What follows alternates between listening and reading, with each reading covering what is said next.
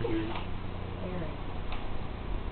sure everyone has heard in one way or another something about illegal immigration. It is a hugely controversial topic not only in the United States but worldwide. But what is illegal immigration? An individual who lives in a country illegally is known as an illegal immigrant. We also know other terms like undocumented or illegal immigrant, undocumented alien, unauthorized or illegal migrant, illegal alien, migrant, or undocumented worker. There are a lot of reasons why people come into foreign countries.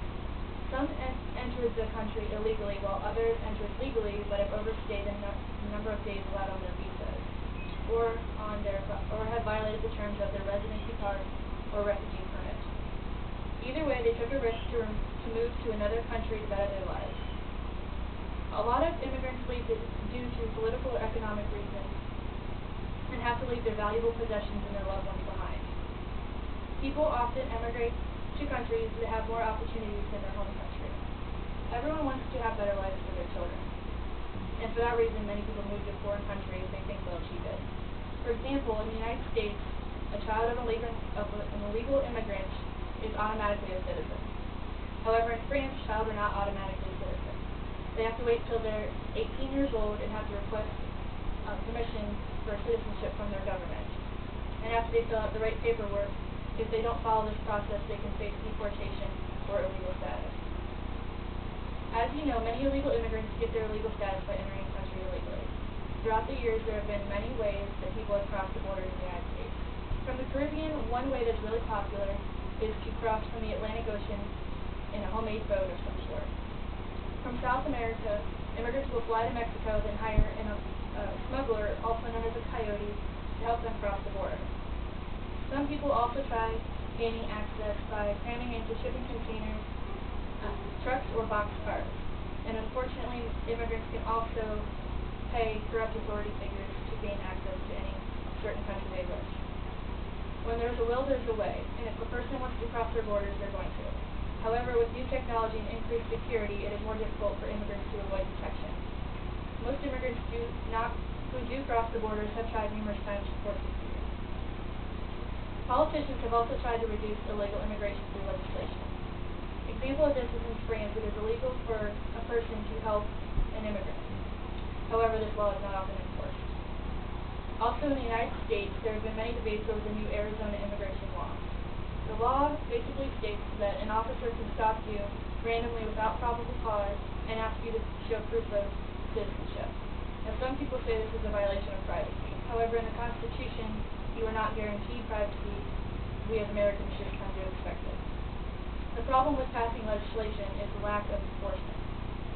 In areas with high immigration populations, communities are formed which offer support to the new immigrants by offering them an atmosphere and culture similar to their home country. An example of this would be Little Havana in Miami, Florida, where there is a high percentage of Cuban immigrants. Another controversial topic when talking about illegal immigration is employment. Immigrants tend to get jobs that we as Americans do not want. They usually are labor intensive, and some people call these low-skilled jobs.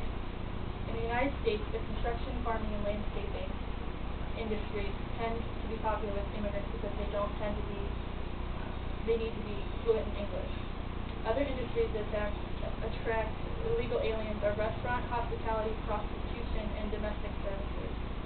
Some argue that illegals take the jobs that we do not want. Others argue that they take jobs in general.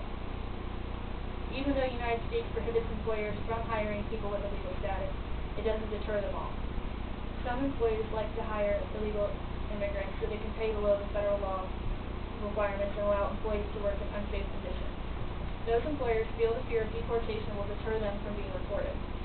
And even though penalties exist, they still aren't always enforced for employers who hire illegals. However, recently in the United States, they have been enforcing harsher penalties for companies who will hire illegal immigrants. Also, legislation is in the works that gives stricter punishments for employers who knowingly hire illegal immigrants, as well as employers who don't offer safe working conditions. Also, when we talk about people who choose to enter a country illegally, we must remember those who don't enter voluntarily. During the 19th century, many people were brought to the United States and Europe through the slave trade. And although this trend is non-existent, the smuggling young girls and women has risen. There are some taken, while others are tricked into thinking they are being offered a job within a foreign country. With their economic status in their homeland dwindling, the offer seems attractive and they end up thrown into prostitution. Thousands of miles away from home and nowhere else to go, they feel vulnerable and have no one to help them, so they stay until they find a solution. This problem is not high in the United States, but is getting higher in the Middle East and Europe. As of March 2010, the overall immigrant population was 38.2 million in the United States. That number does not include illegal immigrants. In all, there are two main views on illegal immigration. Some say that it benefits the United States economy through additional tax revenue, expansion of the low-cost labor pool, and increased money in circulation. They also bring good family values, motivation, and reform jobs that we do not want.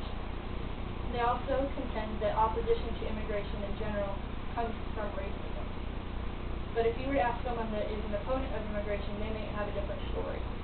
They may say that aliens are breaking the law by entering our country without proper documentation or by overstaying their visas and should be deported, instead of given the opportunity to gain citizenship and have access to such services as social services like Medicaid and food stamps.